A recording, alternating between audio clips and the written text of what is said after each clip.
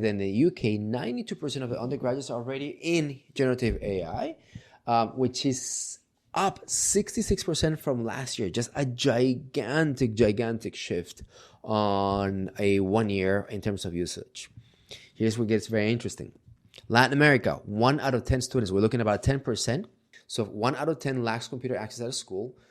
2 out of 10 lack internet infrastructure, which limits adoption, right? So we don't have good data on how in K-12 systems Latin America is doing, but what we have data on is the digital divide, right?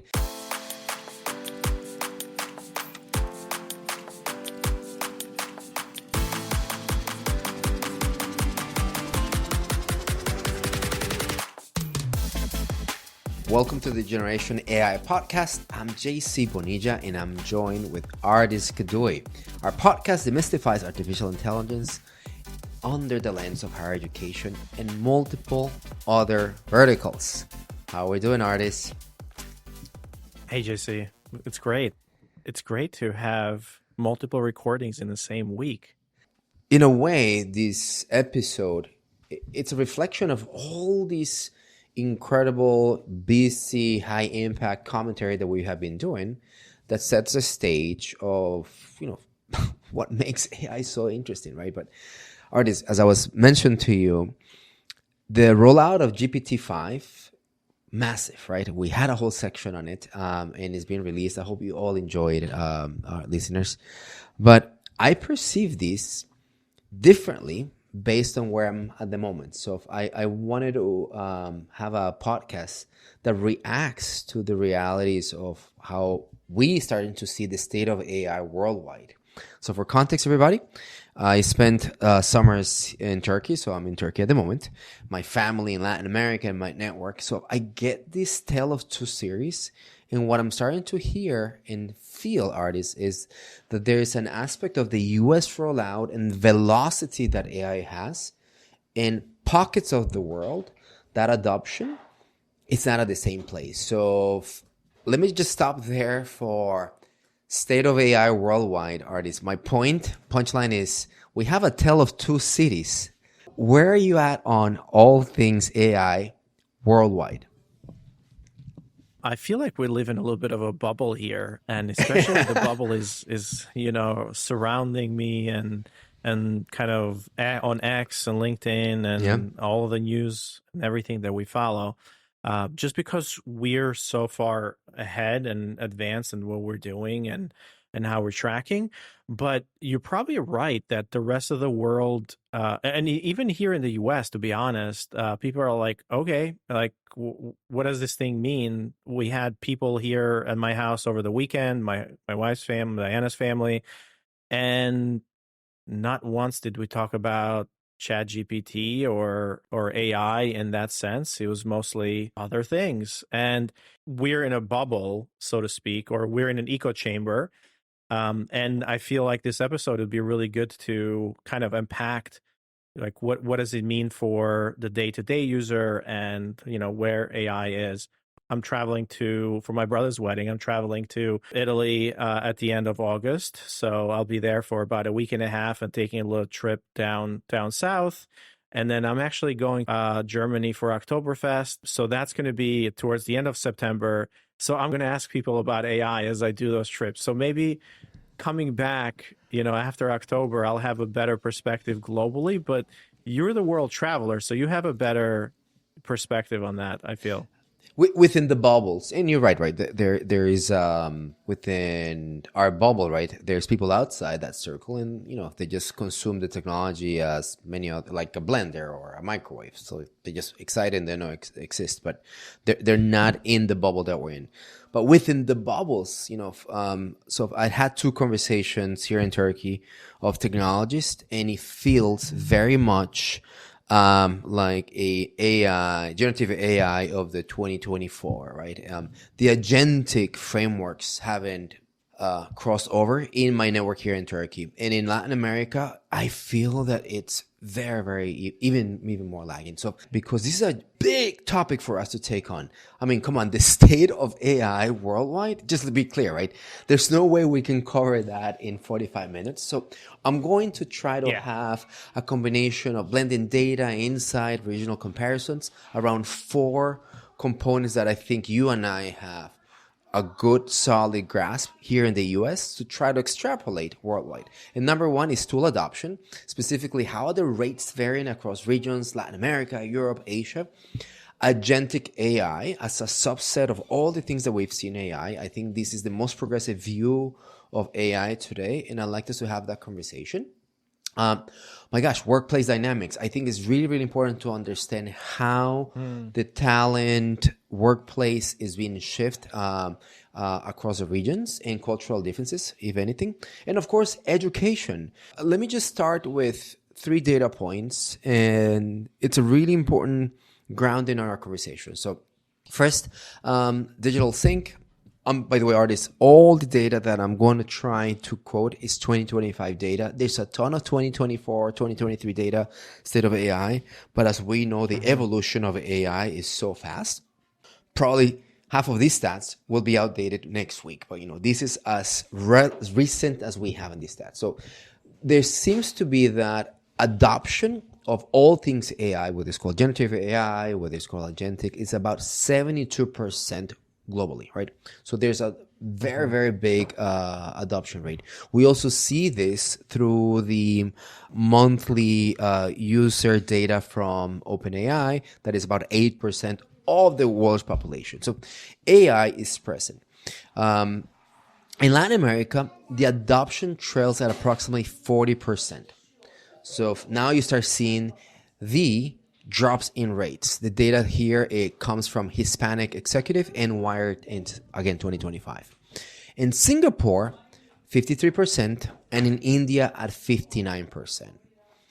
Europe and UK, data suggests that they are trailing with this close to 70%.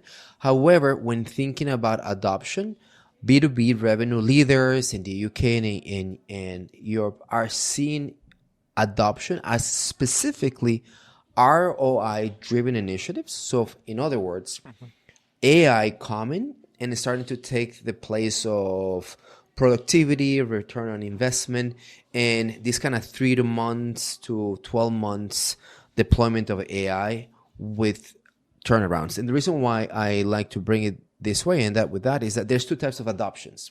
And I'm going to bring it very local. You and I have this conversation all the time. How are we doing with AI? How are we using it? Hey, we're prompting. We're doing fun things in AI. But the adoption of AI towards ROI, I think, is the highest way to start describing AI is being adopted. So let me stop there for reaction on these 2 metrics. Globally, 72%. Latin America trailing. We start seeing Singapore closer to that. And in Europe, parts of Europe, adoption is high, but already ROI dominating that conversation. Ardis? Yeah, it makes a lot of sense. I wouldn't be surprised that the US is obviously at the top of that list. And then one of the things that you see in here, this adoption, you can think about businesses as well, right? I'm not sure if this is businesses or individual usage.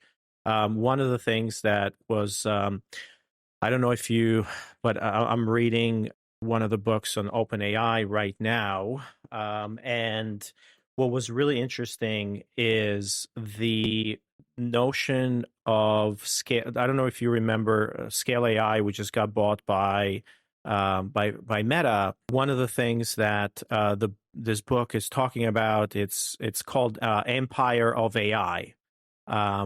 It's an interesting book, and it goes into it follows the folks in different countries that were part of the training sets and how reinforcement learning got done by human feedback, and they were reviewing chats and images, and so it goes through globally and in a lot of different countries.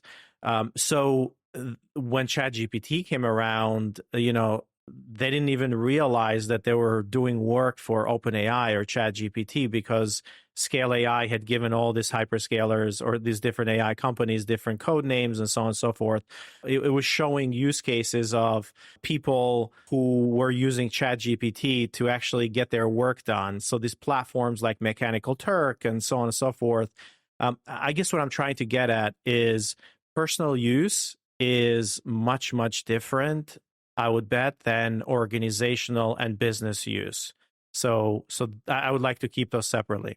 Yeah, and that's a super fair point, right? Because the data that I quoted in a way mixes those things. The majority of the Latin Yeah. America, Europe adoption, the data comes from survey data to employers. So it's a B2, it's basically Mm-hmm. enterprise data adoption. But when we start looking at those massive scales of global adoption, Mm-hmm. highly consumer, right? And this is my parents, using Chat GPT to understand how, I don't know, how they're, aspirin and these other medicine work together, those type of things, right?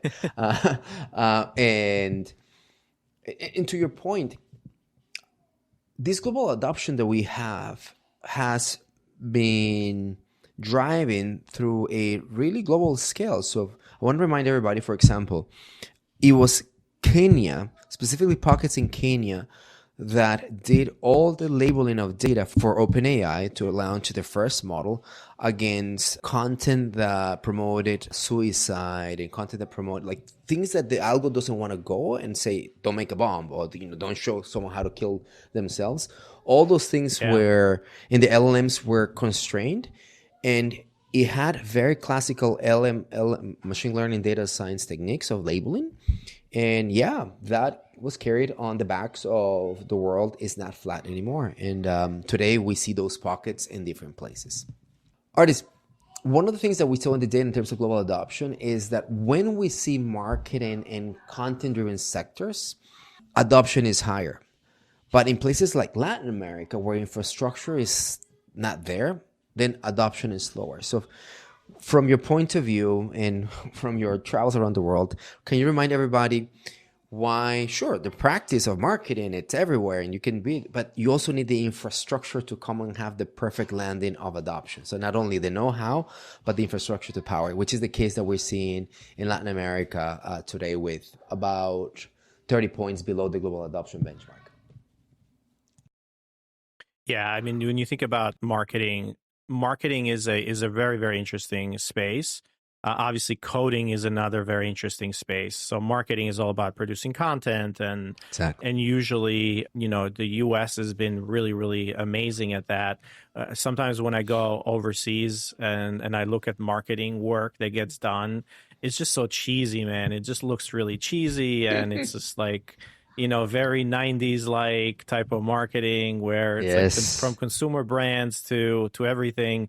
So people outside the US, I don't feel like they look at marketing the same way. And here we're a little bit more sophisticated from messaging to everything. Everything is very direct. It's like this is what we do, this is what we are.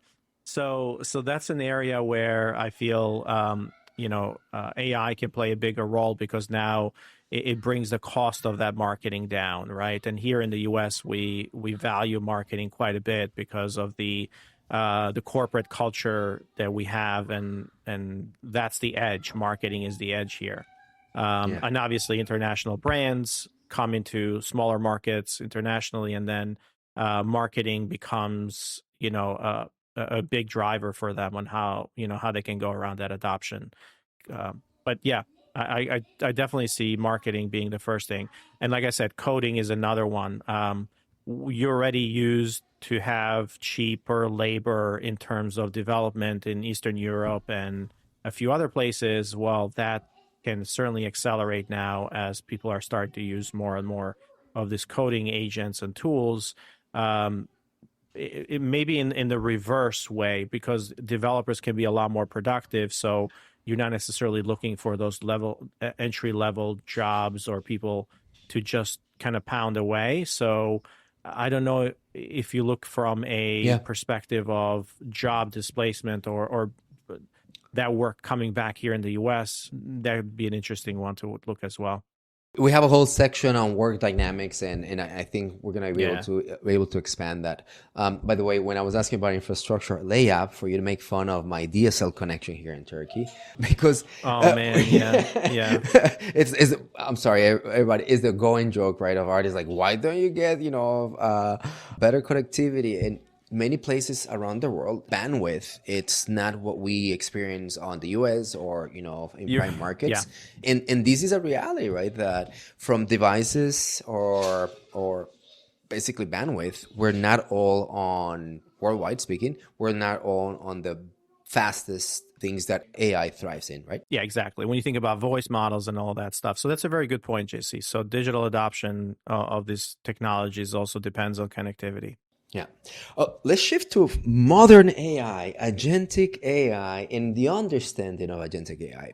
So some of the data that I like to showcase here, it's worldwide. We start seeing, very interesting reports from executives. 79% of the executives around the world, they've comment around adoption of AI agents, indicating, yeah, AI agents, it's a worldwide phenomenon, right? And 66% of them see it as a connection to productivity gains, in which basically follows the narrative, if you will, that we follow here in our bubble, right? Among the leaders who basically have identified agentic is important and it's about productivity, 94% see the process of orchestration as essential in AI deployment, which I think checks, in my opinion, what full understanding of agentic it is. And 69 admit that agentic AI projects fail due to integration challenges. This is all data from multimodal and some interesting consultancies. For me, artists, all these checks, I wonder what you will say. Globally, only 2% of the businesses have fully scaled agentic. Also checks, right? We all talk about agentic. We kind of understand it. We all say it's important, but not everyone gets to build it. We're talking about a lot about what AI first or AI native means, right? 90% are in pilot mode. Places like the UK has the lowest full-scale rollouts despite the recognition of its potential. This is data from Capgemini. In India, I love this stat because, as we know, India, it's one of the places where a ton of the rollout and staff augmentation in IT takes place. So there's research from ServiceNow, one of the largest providers of IT in the Times of India. In this service, they indicate that projects of agentic AI could transform over 10 million jobs by 2030, right? This is all in the India ramp up. So what all this means is that agentic AI is gaining traction globally. We of course see pockets, and in my opinion, the understanding of what it means to be successful in agentic, but also the rates of failure and the rates of adoption kind of match a bit of our bubble. Comments, reactions to this data as it relates to agentic AI globally? So agentic AI is being seen as replacing a lot of the human work that we're doing, right? So it's going beyond just creating that individual content or the content that's very similar to, like we talked about, marketing or Gen AI and the personal use cases, and now entering the enterprise. So in non-US speaking countries, it can be a little bit more difficult to do that adoption at scale. But even when you think about the adoption here in the US, it's primarily driven by large hyperscalers and large corporations that are thinking about where do we reduce the cost of people. If we look at the countries like India and so on and so forth, yes, that's really important, but the adoption, I can see that being lower because of uh, the human capital is not as expensive, I would say, as perhaps here in the US. So a lot of companies are moving forward towards that. Um, I don't know. I mean, do you think, JC, that the agentic AI is still in the first inning right now, and 100%. it's difficult to roll out? I love the analogy. is within the bubble. Let's just do the analogies within the bubble, which is how we kicked off. It's in the first inning, right? Survey of one, my life, and I told you about this, right? I had the opportunity to do my high school reunion, right? And so I don't know, I'm like with 80 people who we all like, like-minded. Half of my class in high school are engineers and kind of medicine and AI checks. Everyone speaks about AI, but the moment we switch the conversation to agents, like what? What do you mean, right? So it was from the consumer point of view, from the Latin America, specifically Costa Rican point of view, this is where I see first inning, and within the bubble, it really crumbles as it relates to AI. I'm finding pockets of AI adoption and understanding in my network, but I don't see anyone in my network globally speaking agent. So they're not even in the first inning. I see that more on our bubble. Does that make sense? Yeah. Yeah. It's why do you think many people is it just the echo chamber that you mentioned at the beginning, that we speak of agentic and we're so out there, but many people don't care? I guess let me reframe the question. From the consumer, right? Is it important for them to make the distinction of AI versus agent? Or maybe it's not important. Maybe this point is mute, because at the end of the day, it's AI. Whether it's accomplished by an agent or it's agentic in its reasoning, it doesn't matter, right? And we're already starting to see some of those behaviors with GPT-5 that would do all these selections for us. So what do you Right. think of the need of distinguishing agentic or not? So if we're saying that, if we're separating the consumer versus the enterprise use cases of AI, enterprise use cases are more around workflow and kind of what those enterprises are doing and how they're building solutions and adopting those solutions.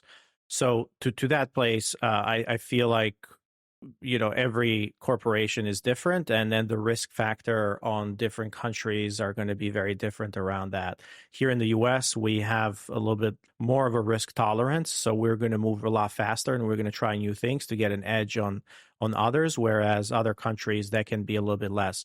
Perhaps China can, I don't know the usage in China and how that's working out there.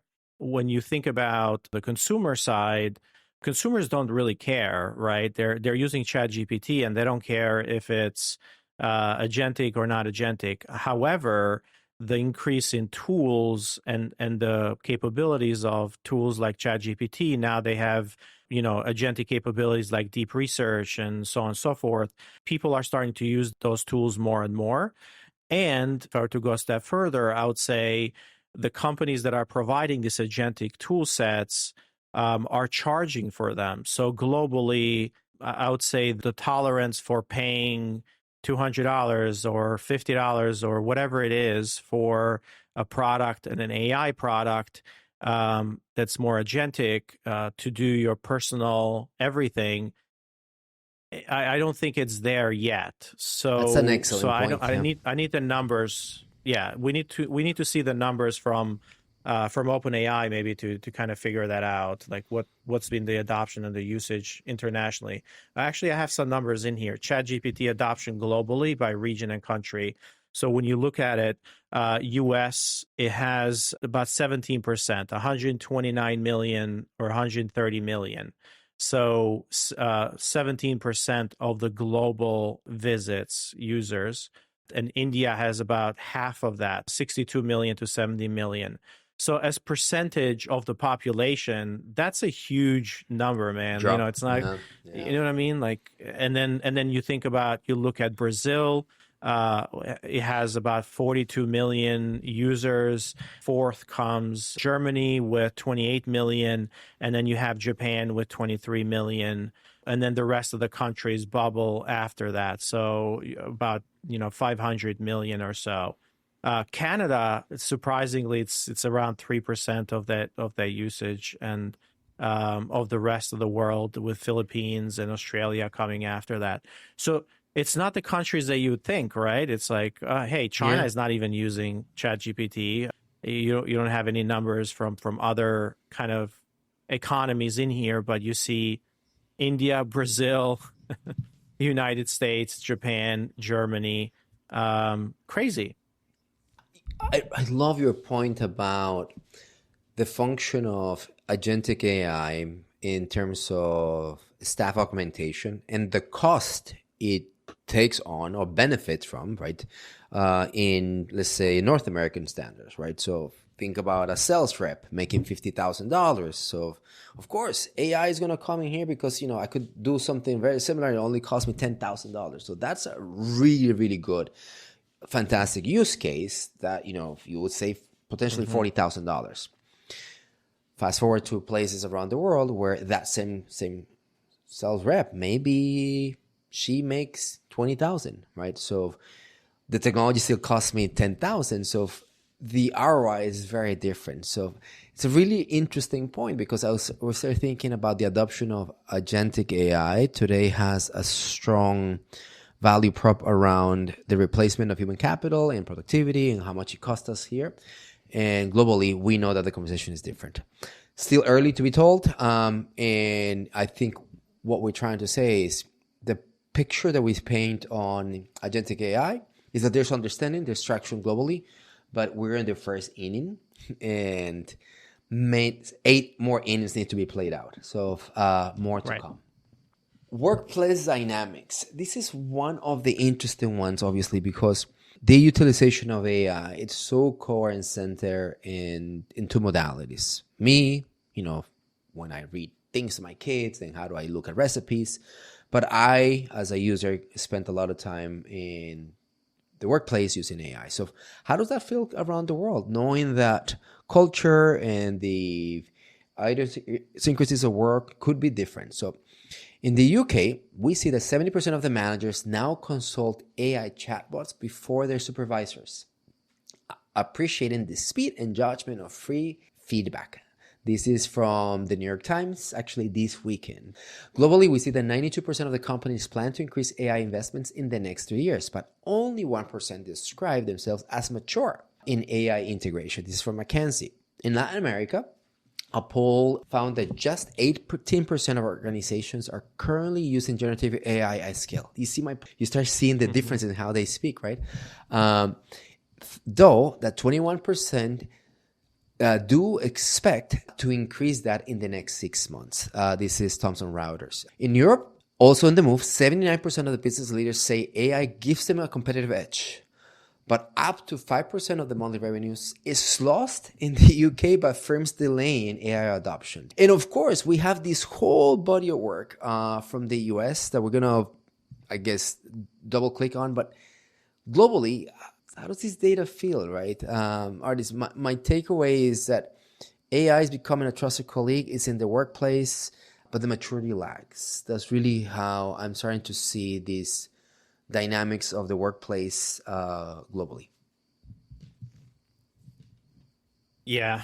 So the workplace, it's interesting, can be lower in certain parts of Europe as we know that, for example, when you think about AI usage, it's not generative AI you mentioned Yeah. is different from AI in general. And yeah, of course, we understand that because Siri, for example, is AI as well, or Alexa, or some of these personal assistants and things like that, or Google Translate and so on.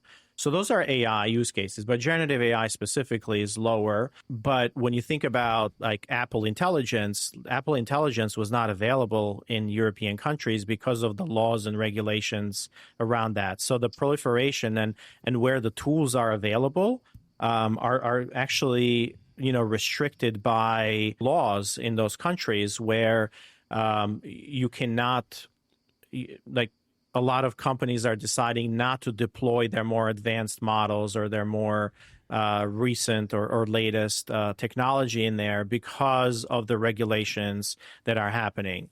So it's no surprise that US is getting things first, or countries that are more open are getting things first, and then you see more advanced countries that care a lot about the regulation, and EU is kind of notorious for that, and we're seeing that in the numbers as well. Obviously, UK is not part of that European Union anymore, so they're a little bit more advanced. I'd love for you to take us into a US focus on how we start thinking about the talent strategy, right, and building these workflows for the golden age. But before we go there, one of the important points as we start thinking about AI adoption, and sometimes informed by the US, is the role of the multinational organization, right? And this is where I start seeing the divide. So again, survey of one, when I start thinking and speaking to my network, oh, there's AI at the workplace. Where do you work? I work at Amazon Costa Rica. Oh, that's interesting. Yeah, I do AI, and then but it doesn't come from the office. Is my own account. So if someone is hacking her way into AI, so it's like my sister, a big marketing person. Where does she work? At a Costa Rican, very successful firm, but it's a Costa Rican firm. So what you start seeing is also some of these efforts could be US driven, or the pockets of innovation in AI can get moved across boundaries through the lens of cross-national brands and whatnot. So to that end, there's a really interesting article that you start reading and you start sharing with me around American talent strategy for building the workflows of the golden age. Can you do a double click on that and how it relates to this kind of state of AI worldwide? So the report is kind of a collaboration from Department of Labor, Commerce, and Education. It really outlines a comprehensive this workforce strategy to support what we've been talking about, reindustrialization, the AI dominance, and what we're calling the economic resurgence. It talks about AI as a transformational force, and it kind of portrays it as an accelerating the job shifts, this high wage opportunities and productivity gains coming from AI. But also there's it portrays that there's risks like displacement and skill gaps as well. It warns that without agility, the U.S. risks falling behind and building in this AI-ready workforce.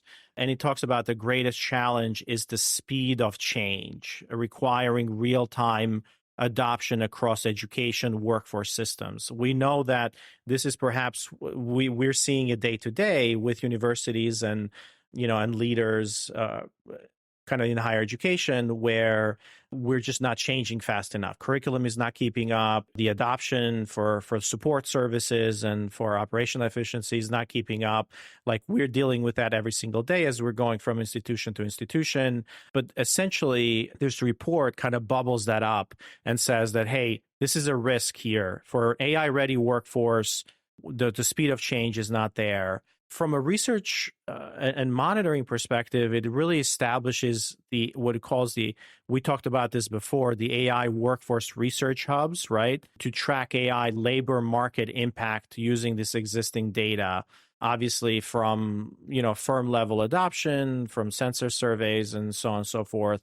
But it includes recurring analysis, scenario planning for job creation, displacement, wage effects, insights to inform policy. So it kind of uses AI and wants to track these things through the lens of AI. It wants to see how AI is affecting that. In the innovation and pilots, like one of the things that it emphasizes AI-driven tools for workforce enhancements, right? So obviously we talked about Gen AI for faster training and program creation and updates. Think about VR for simulations or adaptive learning and personalization. Think about AI-assisted, intake and eligibility. So it wants to think like it's basically talking about innovation and pilot programs where AI is at the center. Like, how can you do these things better with AI? So the Department of Labor and Commerce, it's talking about they will pilot solutions for AI challenges like shifting entry-level skills and so on and so forth. We're talking about AI in the workplace globally, right? And it's really important to understand that unless it's regulated or in a way codified through clear articulations, many of these, worldwide markets and workplaces will not benefit from it at the speed they could, right? So short list of the maturity clearly codified regions or countries that have done that. the US, you just read us that.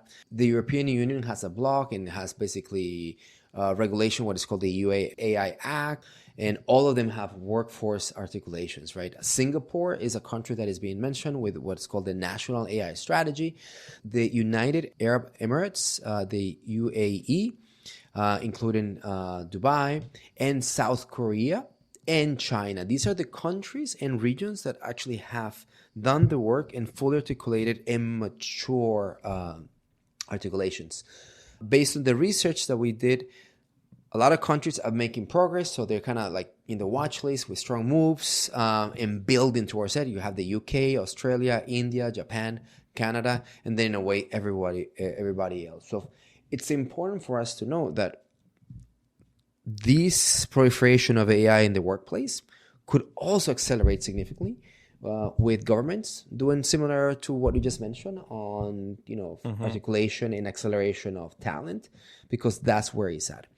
We will compete on talent the way we have been doing it for the past, 50 years. And AI is this next wedge of talent and grabbing it. That's why I like the US articulation, and dominating is kind of where it's at.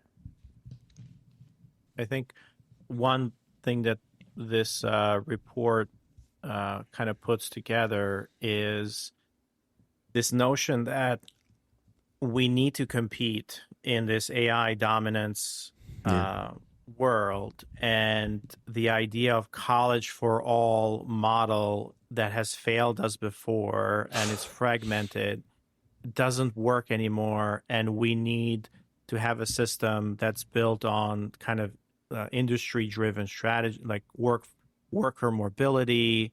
So the focus is on apprenticeships, on skills over degrees, data-driven tools, and really aligning and training with essentially what it comes down to high-wage jobs in priority sectors like manufacturing, energy, and AI. But it's important to think about that as AIs are going to transform a lot of jobs.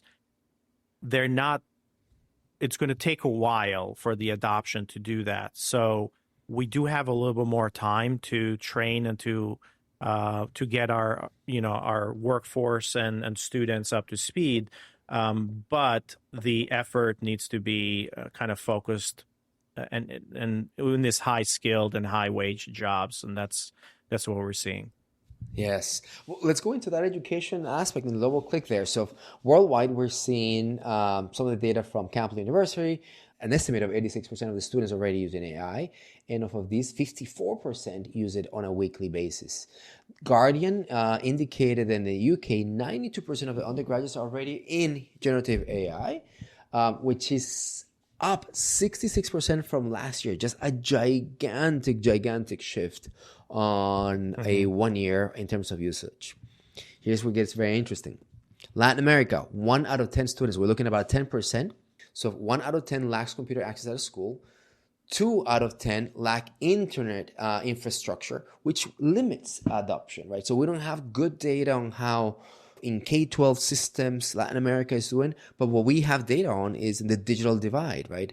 And despite that, we see that there's about 200 AI educational initiatives around the world that are sponsored by UNESCO or the Organizations of Americas and whatnot. Now, when talking education, we need to go deeper into Asia. And some of the data that I was able to find from UNESCO indicates that educational systems like China, Singapore, South Korea have already embedded AI curriculum in K-12 in higher education. So that progressive aspect that they have, aka your prior comments of the US having this articulation, is because we know there are places around the world that are taking AI in the workplace and in education at higher rates, and Asia Pacific is already there. They have the infrastructure and they have the teacher training programs already in place. So to summarize this section in terms of data so we can have a conversation, 2/3 of the countries now offer a plan to introduce kind of computer science education in K-12. That's doubling since a 2019 data that Stanford University published. And we're starting to see basically how the shift from computer science and higher education now, in K-12, starts to move into AI type of components. Ardis, reactions to this data, and where do you see this side of AI in education globally? The reaction is that it's no surprise that emerging markets and some like Asia, for example, countries in Asia like China and so on and so forth, and even India, there's a huge emphasis on AI education and adoption of AI. So that's much higher than here in the US. So we're seeing that already. And they already have emphasis on kind of the application layer around, healthcare or curriculum. And you mentioned K through 12. That's something that we've talked about before. So, I mean, I don't know, JC. It's gonna be really, really interesting to see how fast our workforce gets upskilled. I think the emerging countries don't necessarily have a problem. They are getting access to technology for free, like ChatGPT, that is in par with the best AI out there. Correct. And they have now the ability and getting access to this intelligence. So the ability for someone to learn, the ability for someone to get access to this incredible intelligence to do work, it's great, and we're going to see that acceleration. But the ability for someone to put that to use and building an ecosystem around it and building companies around it, I feel like here in the US, that's much, much more, advanced and prominent than in emerging countries. So getting the value out of it, I guess it's a lot easier here in the US. And that's where you see things like agentic AI and all of these kind of solutions being much more ahead in terms of adoption here in the US versus in the rest of the world, because the rest of the world is more consumer based, whereas here in the US, the adoption is more enterprise based. Yeah. If I were to borrow your baseball analogy, in one here is introducing AI in curriculum, and it's happening in different pockets, right? It's changing, and it's there, right? But starting to grasp the nuance in this beautiful aspect of AI through, let's say, the study mode that ChatGPT or OpenAI released recently, right? It's starting to really form critical thinking alongside AI. That type of adjustment of pedagogy, that type of adjustment to your thinking about what the role of universities, and we should not focus on teaching. That's easy. Now we should be coaching. That's where I don't see anybody around the world leading the pack. And if anything, the thought leadership, it's ahead of the practice. I look forward to seeing a country, whether it's here in the US or somewhere else, saying, this is how I reinvented my K-12 experience or education, given what we know today. So inning number 2 needs to emerge, but right now I would say still needs to come in. Thank you, everybody, for staying with us. We try to do a big maneuvering of, in the light of the excitement, evolution of ChatGPT 5, the bubble that we experience here in the US, how are things happen around the world? And we had a conversation about 4 things. Global adoption tools as it relates to AI. Adoption is fast, and there's integration lags. We spoke about agentic AI as the cutting edge, and what we can say is that agents are everywhere, but it's fragile, right? And we spoke about a lot to be seen in that development. As it relates to workplace dynamics, there's transformation underway. And we feel that the role of regulation and government partnership is going to be a gigantic accelerator there. And as it relates to education, sure, classrooms are changing. There are changes around the world. It's unevenly worldwide, but I think we still need to see how that's going to be played out. Ardis, what are your takeaways and how do you want to close? I think the, great reminder here is, wherever you are, if you're building data pipelines in Berlin or teaching kids in Bogota, like the AI story, it's not about the tech itself. It's about, the adoption. It's about kind of the empowerment that it brings to everybody, equity, and how that that equity kind of gets distributed. Yeah. Of course, the infrastructure, and as JC started, the culture as well. It's there's the culture there around adoption and embedding this into early age in kids' education, K through 12, and so on and so forth. So think about that as we kind of move forward. Ardis, thanks for doing a non-techie deep dive episode with me. Sometimes we need to do these that are fun and different. We'll be back next time with more insights and fresh data. And really, really appreciate you guys' comments, following us. Please let us know if there's something you'd like us to explore. Ardis and I are here to take your questions. Follow us. And again, thank you so much for following our narrative. Until next time, everybody. Generation AI is part of the Enrollify podcast network. If you like this podcast, chances are you're going to like other Enrollify shows too. Our podcast network is growing weekly, and we've got a wide range of marketing, enrollment, and higher ed technology shows that are jam-packed with stories, ideas, and frameworks, all designed to empower you to be a better higher ed professional. Enrollify is made possible by Element 451, the next generation AI student engagement platform that's helping institutions all over the country create meaningful, personalized, and engaging connections with their prospects and students. Learn more at element451.com.